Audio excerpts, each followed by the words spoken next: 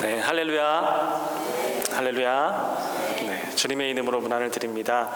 부족한 종을 이렇게 강단에 불러주시고 또 교회의 귀한 장학생으로 선발해주신 우리 목사님과 장학위원회 그리고 모든 성도님께 감사를 드리고 오늘 하나님의 은혜와 평강이 여러분께 충만히 임하기를 주님의 이름으로 소망합니다. 네, 함께 말씀을 좀 보겠습니다. 지금 저는 하나님의 은혜로 목사님 소개해 주신 것처럼 그랜드래피드에 있는 칼빈 신학교에서 박사 과정을 하고 있습니다. 특히 이번에는 아직 이제 코스워크 중이어서 수업을 이제 듣는데 성 어거스틴 수업을 하나 듣고 있습니다. 어거스틴에 대해서 배우면서 또 어거스틴이 쓴 글들을 읽고 또 그가 쓴 건 아니지만 그가 말했던 설교 녹취록이죠. 원고는 아니고 녹취록인데 그 어거스틴의 설교를 읽으면서 이런 거를 읽을 수 있는 것이 신학을 공부하는 사람의 특권이구나, 그런 생각을 좀 하게 되었습니다. 그런데 이번 학기에 제가 어거스틴 수업을 준비하면서 그가 했던 설교를 읽는 중에 이런 부분이 있었어요. 제가 한번 읽어드릴게요. 어거스틴이 설교 때 이렇게 말을 했습니다. 죽음이 우리를 얼마나 뒤흔드는가, 그 두려움이 우리의 생각을 얼마나 무너뜨리고 흐트리는가. 내가 죽음이라는 단어를 입에 올렸을 뿐인데 그것이 곧장 너희의 가슴을 찔렀다. 너희의 신음과 한숨 소리가 그 두려움을 고스란히 드러냈고 나는 그것을 또렷이 들었다. 나는 그것을 분명히 들었다. 말씀드린 것처럼 어거스틴의 설교는 어거스틴이 작성한 설교문이 아닙니다. 그가 출판하거나 퍼블리시한 설교문이 아니고 그가 했던 설교를 누가 받아 적은 거예요. 그러니까 방금 제가 읽어드린 그 부분은 어거스틴이 설교 시간에 죽음에 대한 이야기를 하는데 그 성도들의 사이에서 한탄과 신음소리가 들렸던 거예요. 그래서 어거스틴이 그 얘기를 듣고 내가 죽음이라는 그 단어를 입에 올리자마자 너희가 그 내뱉은 그 한숨과 신음소리를 봐라. 나는 분명히 그것을 들었고 너희가 얼마나 죽음을 두려워하고 죽음이 얼마나 우리의 마음을 흔드는지를 내가 분명히 들었다. 이렇게 설교 시간에 그렇게 청중과 소통을 했던 내용이 적혀 있는 거예요. 제가 그 부분을 읽으면서 저의 과거를 한번 생각해 보았습니다. 죽음이란 것이 얼마나 우리를 두렵게 하고 우리의 마음을 흔드는가. 저는 어렸을 때 선교지에서 하나님을 만났고 그때 제가 제 인생의 길을 결정할 때 저 나름대로 계산을 했습니다.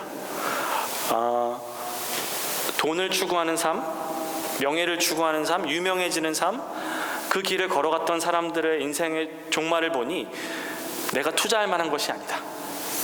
부자가 돼도 인생에 만족이 없구나. 부자가 돼본 적은 없지만 부자가 되었던 사람들의 삶을 보니 돈이 만족을 가져다 주는 게 아니구나. 그러면 유명해지는 것도 마찬가지고 그럼 나는 여기에 투자하지 말고 하나님께 내 인생을 투자해야겠다.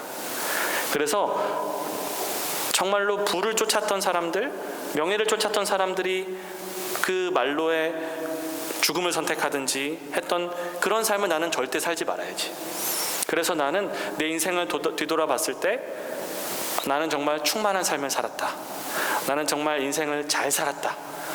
그래서 나는 그 사람들과는 달리 나는 정말 만족스럽고 행복한 삶을 살았다. 이렇게 고백할 수 있는 삶을 살아야겠다. 그런 생각을 제가 어렸을 때 했던 적이 있었는데 이 어거스틴의 이 설교를 읽으면서 지금 저에게도 한번 질문을 해보았습니다. 그럼 나는 그 길을 지금 오랫동안 걸어왔고 이제 목사가 되었고 사역을 하고 공부를 하고 있는데 그럼 지금 내가 만약에 세상을 떠나게 된다면, 지금 죽음이 나를 찾아온다면 나는 내가 어렸을 때 소망했던 그 고백을 지금 할 수 있을까? 나는 지난 짧은 인생이지만 그 인생 동안 하나님을 섬겼고 하나님을 예배하는 삶을 살았고 하나님께 순종하는 삶을 살려고 했는데 그럼 나는 지금 죽어도 후회가 없고 정말 만족스러운 인생이었다, 충만한 인생이었다, 그렇게 말할 수 있을까 생각을 해봤을 때 선뜻 그렇다라고 대답을 할 수가 없는 거예요. 뭔가 지금 죽기에는 너무 아쉬운 느낌. 아직까지 그렇게 느끼기에는 내가 정말 내 인생을 충만한 삶을 살았다라고 말하려면은 아직 살아야 될 날들이 너무 많이 남아있는 것처럼 느껴졌습니다.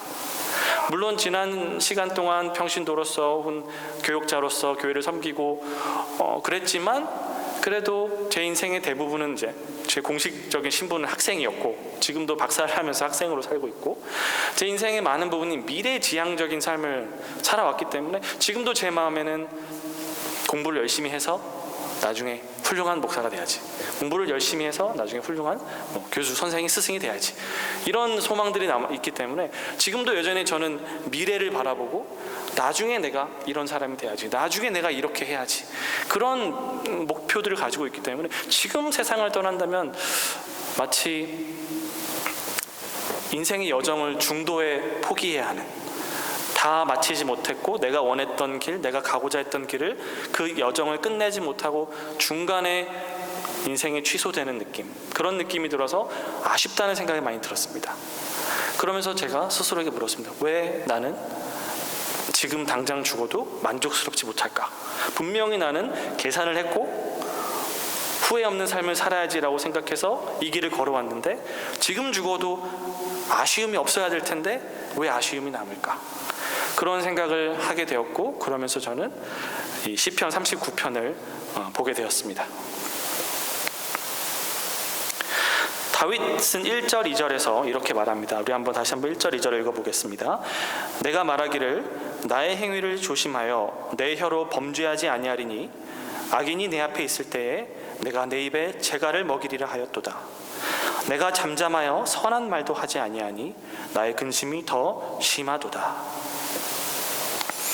지금 다윗이 어떤 상황에 놓여 있는데 어떤 상황인지는 우리가 시편을 이제 읽어보면 더 명확해지게 됩니다. 그런데 지금 1, 2절을 읽었을 때 우리가 알 수 있는 부분은 다윗의 마음속에 무언가가 하고 싶은 말들로 가득 차 있는 것 같아요. 그의 마음속에 내뱉고 싶은 말들, 쏟아붓고 싶은 말들이 그 안에 가득 차서 넘쳐 흐를 정도로 지금 가득 차 있는데 지금 그 말을 억압하고 억누르고 있습니다. 내가 악인이 내 앞에 있을 때에 말을 하지 않겠다라고 그가 말한 걸 보아서 아마도 그가 하고 싶었던 말들은 지금 그 앞에 있는 어떤 악인을 향해서 하고 싶은 말인 것 같아요. 어쩌면 그것은 그 악인이라고 되어 있으니까 악인을 꾸짖는 어떤 그런 꾸짖는 말이 될 수도 있고, 혹은 그 악인이 지금 다윗을 조롱하거나 대항하고 있다면 그 악인을 향하여서 자기를 변호하고 나의 의로움을 내세우고 싶은 그런 말일 수도 있습니다. 어쨌든 무언가 하고 싶은 말이 있는데, 그 악인을 향해서 하고 싶은 말이 있는데 그 말을 하지 않기로 굳게 결심하는데, 그 이유는 그가 악인을 향해서 어떤 말이든지 꺼내게 되면 그것이 죄가 될 거라는 것을 그가 알았기 때문입니다. 그래서 2절에 보면 내가 잠잠하여 선한 말도 하지 아니하니 이렇게 되어 있는데, 선한 말, 그가 하고 싶은 말들은 선한 말이었습니다. 분명히 악인을 꾸짖는 말도 의로운 말이겠죠. 그의 어떤 악한 행동을 꾸짖는 말이 될 것이고, 자기를 변호하는 것도 자기의 의로움을 변호하는 것이니까 옳은 말일 것입니다. 그런 의미에서 그것은 분명히 선한 말일 것입니다. 그런데 다윗은 그 말조차도, 그 선하고 그 옳은 말조차도 악인을 향해서 하지 않겠다, 모든 말을 하지 않기로 포기를 합니다. 3절에 보니까 이렇게 말합니다. 내 마음이 내 속에서 뜨거워서 작은 소리로 읊조릴 때에 불이 붙으니 나의 혀로 말하기를. 그가 하고 싶었던 그 악인을 향해서 쏟아붓고 싶었던 그 말들이 억압하면 억압할수록 더 불이 돼서 솟아오르는 거예요. 그래서 그가 작은 말로 읊조리기 시작할 때 이제 그의 마음속에 있는 그 억압하던 그 말들이 이제는 터져 나오는데, 악인을 향해서 터져 나온 것이 아니라 하나님을 향하여서 그 말이 쏟아져 나오기 시작합니다. 4절부터 6절입니다. 여호와여, 나의 종말과 연한이 언제까지인지 알게 하사 내가 나의 연약함을 알게 하소서. 주께서 나의 날을 한 뼘 길이만큼 되게 하심에 나의 일생이 주 앞에는 없는 것 같사오니 사람은 그가 든든히 서 있는 때에도 진실로 모두가 허사뿐이니이다. 진실로 각 사람은 그림자같이 다니고 헛된 일로 소란하며 재물을 쌓으나 누가 거둘는지 알지 못하나이다. 다윗이 하나님께 내뱉는 말은 너무나도 예상 밖의 말입니다. 분명히 여러분들 어떤지 모르겠지만 저는 예상하기를, 그렇게 악인을 향해서 쏟아붓고 싶었던 말들을 참다가 하나님께 쏟아붓기 시작하면 그 악인을 벌하여 달라고 말하든지, 저 악인이 지금 나를 이 참소하는 말을 들어보십시오 하나님 하면서 뭔가 자기 억울함을 호소한다든지, 자기 의로움을 내세운다든지, 저 악인에 대한 심판을 요청한다든지 그런 말이 쏟아져 나올 것 같은데, 너무나도 뜻밖의 다윗은 나의 인생의 연약함과 나의 날의 이 날수를 알게 하여 주옵소서, 나의 이 유한한 인생을 깨닫게 하여 주옵소서. 그렇게 자기 겸손을 위해서 내가 얼마나 잠깐 있다 사라지는 존재인지를 깨닫게 해달라고 그렇게 기도를 하는 것입니다. 5절에서 그는 사람의 인생이 한 뼘 길이이며 결국 허사뿐이라고 말하는데, 여기서 허사뿐이다라고 번역된 단어는 헤벨입니다. 이 헤벨이라는 히브리어 단어, 여러분 전도서에서 잘 아시는 헛되고 헛되니 모든 것이 헛되도다, 그 단어가 바로 헤벨인데, 여기서 다윗은 인생이 결국에는 헛되다, 모두가 허사뿐이다, 이 헤벨이라고 하는 이 헛되다라는 단어가 20편 39편에서 3차례나 사용이 됩니다.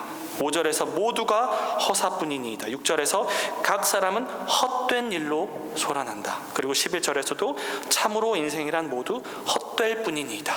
다윗은 이렇게 헤벨이라고 하는 단어를 3번이나 사용하면서 인생은 헛되고 헛되다라는 그 말을 반복하고 있습니다. 그리고 6절에서 그는 각 사람은 그림자같이 다닌다라고 되어 있는데, 여기서 히브리어를 보면은 이 그림자라는 말은 셀렘이라고 하는 단어인데, 여러분 창세기 1장 26절에서 하나님이 사람을 창조하실 때 우리의 형상과 모양대로 창조하자, 그 형상이 바로 제벨입니다. 창세기 1장 26절에서는 이 형상이라고 하는 제벨이라고 하는 단어는 긍정적인 의미예요. 왜냐하면 하나님의 형상이니까, 하나님을 닮았다라는 의미에서 긍정적으로 쓰였지만, 여기 본문에서 다윗은 아주 부정적인 의미로 사용하고 있습니다. 왜냐하면 형상에 불과하니까, 그림자에 불과하니까. 그래서 영어 성경으로는 phantasm 혹은 shadow로 번역이 되어 있죠.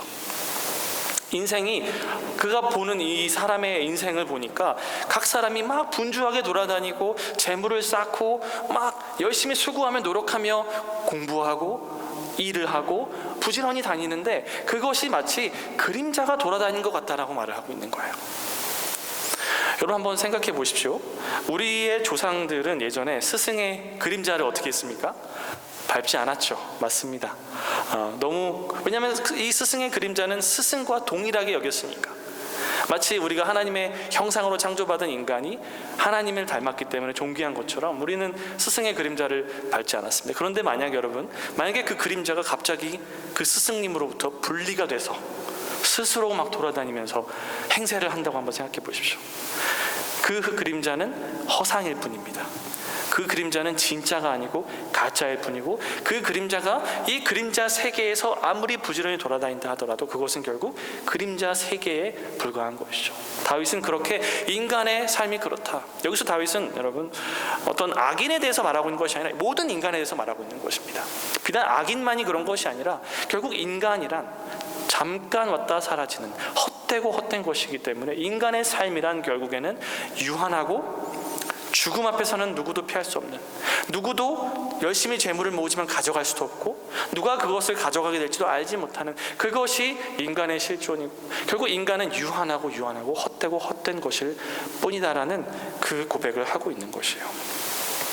여기서 그러면 우리는 한번 질문을 해보면 좋을 것 같습니다. 왜 도대체 다윗은 갑자기 이런 기도를 하고 있는가? 악인 앞에서 하고 싶은 말들이 가득 찼었는데 그 말들을 쏟아붓는 것이 아니라 하나님께 기도하는데 왜 갑자기 다윗은 이런 기도를 하고 있는 것일까? 그것은 아마도 이것을 다윗이 고백하지 않으면 다윗은 더 이상 이 입에 재갈을 물릴 수가 없었을 것이기 때문입니다. 다시 말해서 이 인간의 유한함과 이 겸손을 다윗이 깨닫고 붙잡지 못하면 다윗은 자기가 범죄하게 될 것임을 알았기 때문이에요. 그 악인을 향하여서 내가 하고 싶은 말들을 하면 그것이 죄가 될 것이라고 생각했던 다윗은 하나님께, 주님, 내가 내 입에 재갈을 물리기 위해서 나에게 나의 인생의 유한함을 알려주십시오. 인생이란 얼마나 헛된 것인지를 깨닫게 하여 주십시오. 그렇게 다윗은 하나님께 기도하고 있는 것이에요. 그가 당한 고난과 조롱은 겸손이 아니면 이겨낼 수 없는 고난이었던 것이죠.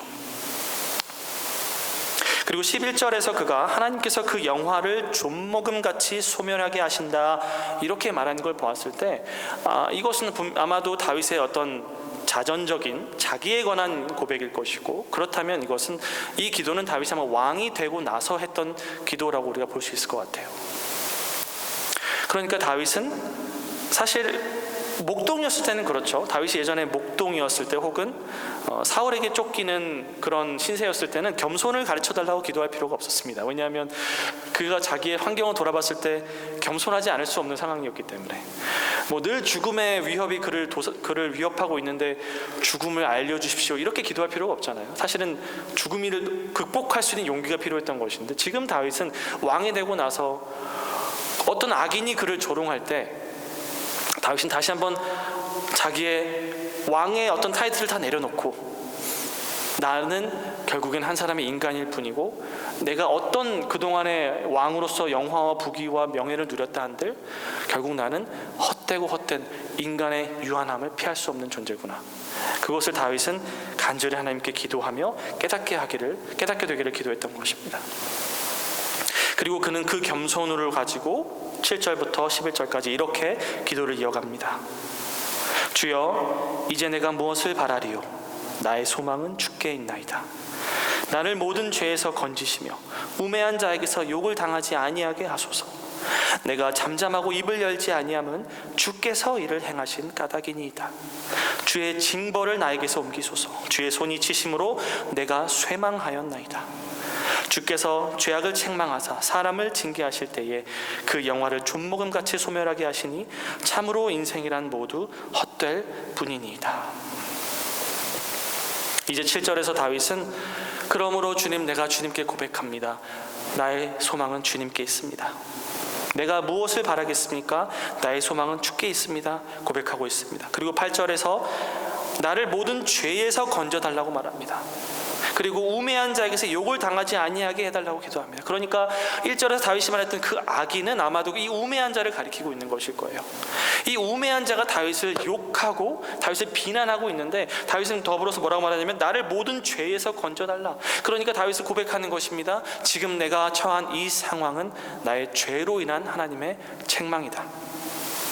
나의 죄로 인하여서 하나님이 이 악인을 보내셨고 그렇기 때문에 다윗은 내가 잠잠하고 입을 열지 아니하면 주께서 이를 행하신 까닭이니이다.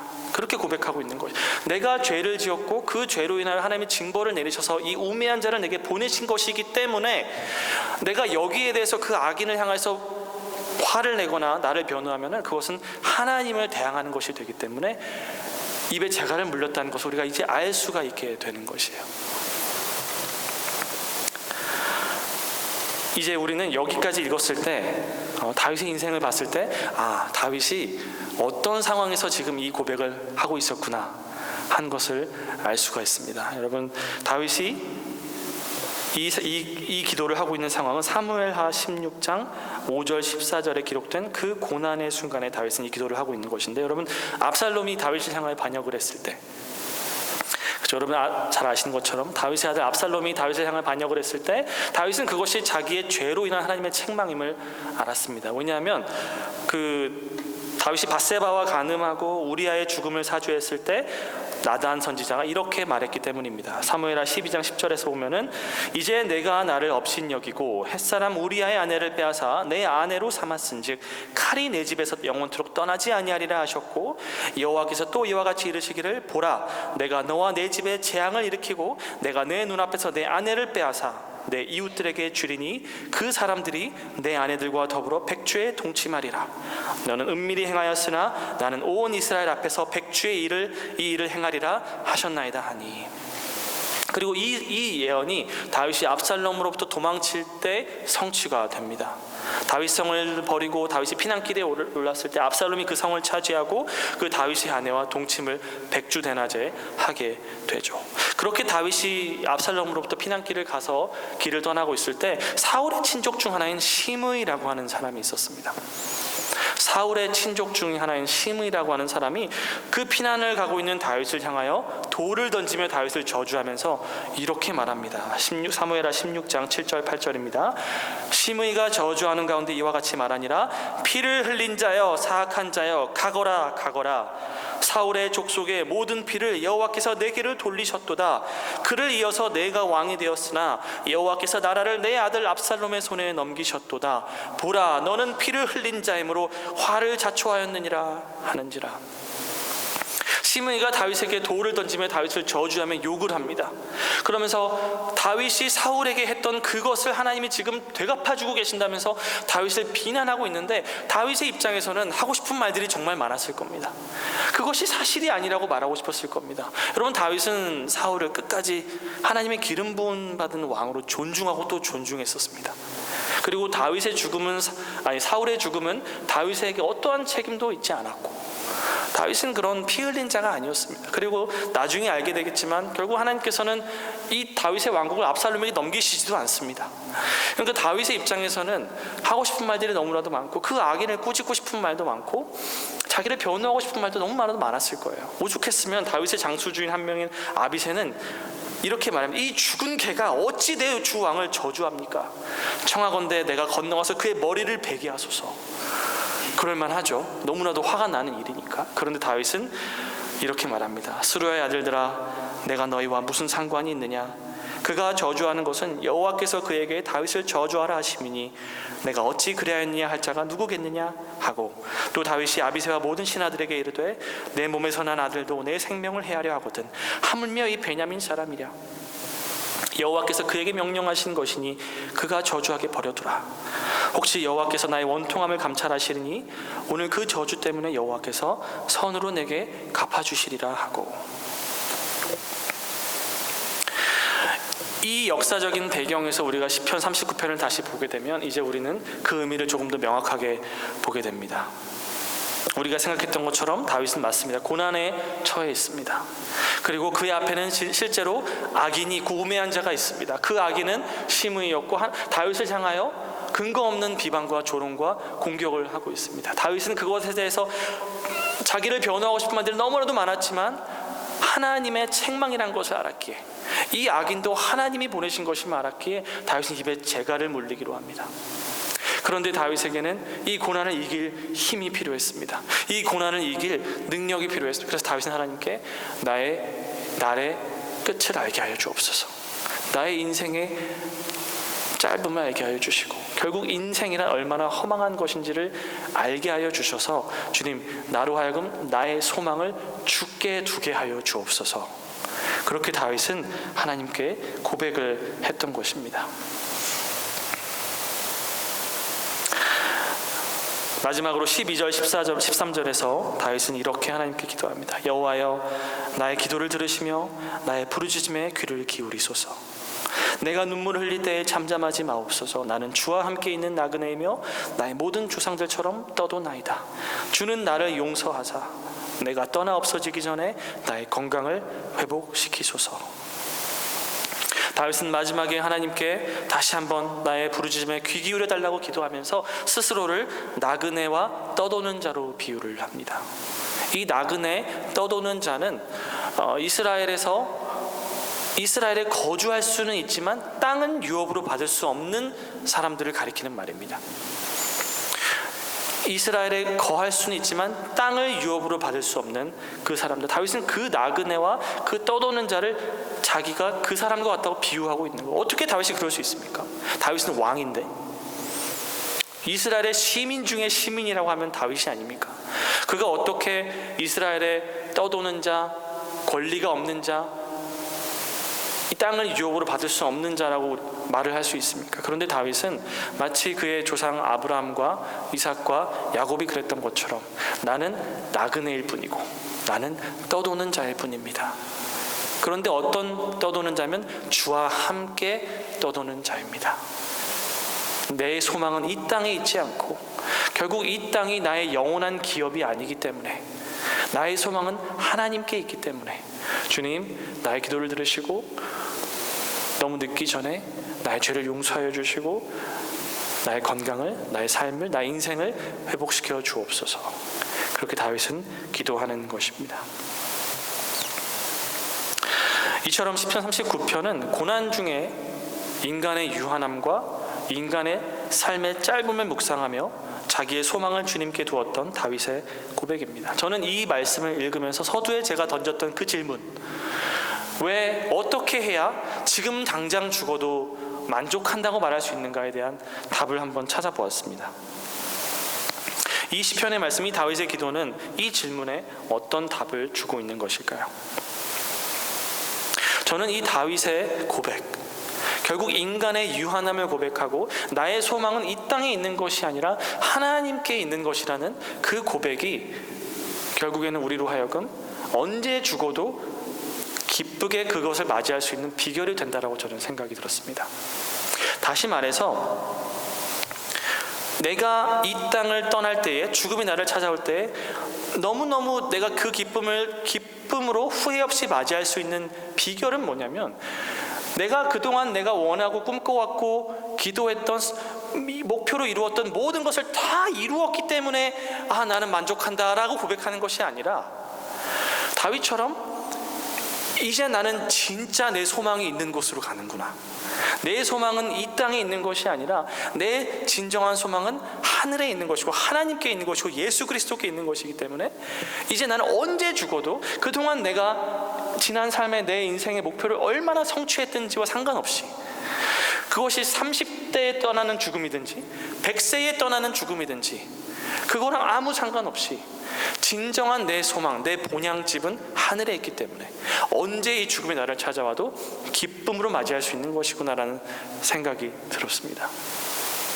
다시 말해서 우리가 30대에 죽으면 너무 이른 죽음이었다, 너무 아쉬운 죽음이다, 너무나도 성취할 수 있는 것들이 많았을 텐데 그렇게 생각을 하는 경우가 있고, 혹은 100세에 죽으면 이제 이룰 거 다 이루었으니 이제는 호상이다, 이렇게 생각하는 경우들이 있는데, 다윗은 뭐라고 말하냐면, 결국에는 이 인간 세계는 그림자에 불과하고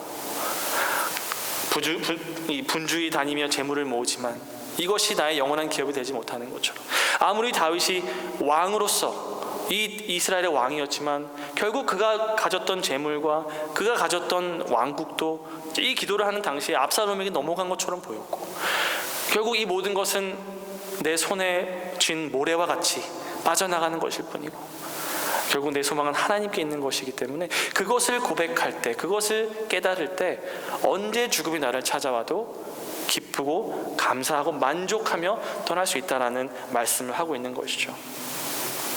그래서 어거스틴은 아까 제가 인용했던 그 설교에서 계속해서 이렇게 말합니다. 좋은 삶을 산 이에게는 나쁜 죽음이란 있을 수 없다. 오직 정성을 다해 좋은 삶을 가꾸어라. 그러면 이 육신을 떠나는 그 어떤 순간에도 너는 안식으로 두려움이 없는 영원한 기쁨으로 들어가리라. 좋은 삶을 살면 좋은 죽음을 맞이하게 된다. 그럼 좋은 삶은 어떤 삶인가요? 자기가 꿈꿨던 모든 목표를 달성하고 성취한 삶인가요? 그게 아니라 어거스틴은 바로 그 다음에 예시로 드는 사람들이 있는데, 좋은 삶을 살고 좋은 죽음을 맞이한 예시로 드는 사람들이 있는데 바로 순교자들입니다. 순교자들처럼 살아라. 그러면 그것이 좋은 삶이고, 그럼 좋은 삶이란 어떤 삶입니까? 이 땅에 내 소망을 두는 것이 아닌 삶인 것이죠. 내 소망이 이 땅에 있는 것이 아니라 하늘에 있는 것임을 깨닫고 사는 삶이 좋은 삶인 것이고, 그 좋은 삶을 살게 되면 좋은 죽음을 맞이하게 될 것이다라는 거예요. 그러면 영원한 기쁨, 안식으로 두려움이 없는 영원한 기쁨으로 들어가게 될 것이라고 어거스틴은 말하고 있는 것입니다. 여기서 우리가 우리의 소망이 하늘에 있다라고 말할 때 그 하늘은 어떤 추상적인 것을 말하는 것이 아닙니다. 그 소망은 예수 그리스도를 말하고 있는 것이에요. 우리의 영원한 구원자가 되시고, 여러분 바울이 고린도후서 5장 8절에서 뭐라고 말합니까? 우리가 담대하여 원하는 바는 차라리 몸을 떠나 주와 함께 있는 그것이라. 우리가 담대하여 원하는 바는 무엇이냐면 이곳을 떠나서 주와 함께 있는 것이다. 이 주와 함께 있는 삶, 이것이 바로 우리가 말하는 하늘인 것이고 하나님 나라인 것이고, 그것이 우리의 소망이 될 줄로 믿습니다. 말씀을 맺겠습니다. 인간의 유한함과 인생의 덧없음을 깨닫고 하늘을 바라보는 이러한 삶의 태도는 우리로 하여금 우리의 소망을 하나님께 두고 하나님을 의지하는 삶으로 우리를 이끌어 줍니다. 그래서 다윗은 이것을 깨달았기에 악인이 그를 근거 없이 조롱하고 비난하고 공격할 때에도 자기의 목소리를 내세운 것이 아니라 하나님께 그의 소망을 두었습니다. 그래서 여러분, 다윗은 입에 재갈을 물렸지만 하나님을 향하여서까지 입에 재갈을 물리지는 않았습니다. 하고 싶은 말들이 많았지만 그 말을 하나님을 향한 기도로 올려드렸던 것이죠. 그러므로 성도 여러분, 여러분의 삶에 지금 억울한 부분이 있다면, 혹은 고난과 핍박이 찾아와서 하고 싶은 말들이 너무 많고 불평과 원망과 억울함을 호소하고 싶은 말들이 여러분의 마음속에 혹시라도 있다면 그 고백을 하나님께 올려드리기를 축복드립니다. 그럴 때에 하나님이 우리의 눈을 열어주셔서 우리의 소망은 하나님께 있고 그때에 그 고난조차도 하나님이 허락하신 섭리이고 이 여정의 인생의 길을 떠나서 나는 영원한 하나님 나라에 들어가게 될 것이라는 그 영원한 하늘나라의 소망을 가지고 인생을 살아가는 좋은 삶을 사는 여러분 되기를 주님의 이름으로 축복드립니다. 기도하시겠습니다. 사랑의 주님, 우리의 마음속에 있는 모든 말들을 사람을 향하여 내뱉는 것이 아니라 하나님께 올려드립니다. 주님, 억울한 일을 당할 때에도 답답한 일을 당하고 우겨쌈을 당할 때에도 왜 내게 이런 고난을 허락하시고 왜 나는 이런 근거 없는 비난과 이 조롱에 시달려야 하는가? 혹은 내 죄로 인하여 내가 책망을 받고 있는 그런 상황이라면 주님, 우리에게 겸손을 가르치시고 우리의 마음에 하나님만 의지하는 마음을 주셔서 인생이 얼마나 유한한 존재인지를 깨닫고 하나님, 나의 소망을 주님께 두며 좋은 삶을 살고 그리하여 결국에는 좋은 죽음도 맞이하는 주의 모든 자녀들 다 되게 도와주시옵소서. 감사드리며 예수님의 이름으로 기도드립니다. 아멘.